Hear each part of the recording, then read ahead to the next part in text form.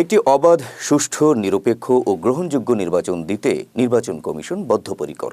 মঙ্গলবার কুমিল্লা আঞ্চলিক নির্বাচন কার্যালয়ে কর্মকর্তাদের সঙ্গে ভোটার তালিকা হালনাগাদ ও ত্রয়োদশ জাতীয় সংসদ নির্বাচন সংক্রান্ত মতবিনিময় সভায় এ কথা বলেন প্রধান নির্বাচন কমিশনার এএমএম নাসির উদ্দিন। নির্বাচন কবে হবে এমন প্রশ্নের জবাবে নির্বাচন কমিশনার জানান, সংস্কার কমিশনের রিপোর্টের উপর নির্ভর করছে জাতীয় নির্বাচনের প্রস্তুতি।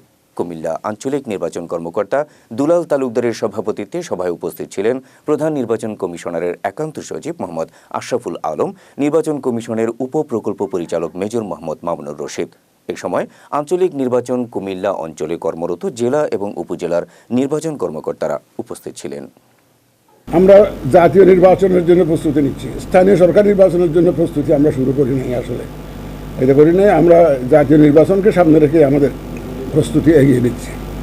তারপরে নির্বাচন কবে নাগাদ হতে পারে জিজ্ঞেস করলেন, একটা টাইম ফ্রেমটা আমাদের পক্ষ থেকে সুনির্দিষ্ট কোনো দিনক্ষণ আমরা এখনো নির্ধারণ করি নাই। আমরা মাননীয় প্রধান উপদেষ্টা যে ইঙ্গিত দিয়েছেন ওনার 16 তারিখের বক্তৃতায়, সেটার আলোকেই প্রস্তুতি নিচ্ছি। কারণ অনেকগুলো সংস্কার কমিশনের রিপোর্ট আসবে, আমাদের ইলেকশন কমিশনের সংস্কার কমিশন আছে, শাসনতান্ত্রিক সংস্কার কমিশন আছে, কেউ বাইক্যামেরা সিস্টেমের কথা বলছে, কেউ আবার প্রফেশনাল রিপ্রেজেন্টেশনের কথা বলছে, জানি না রিপোর্টে কী আসে।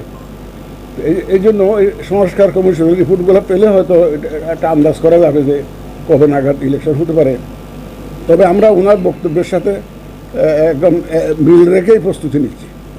এ ব্যাপারে আমাদের আর কোনো দ্বিধাদ্বন্দ্ব নেই।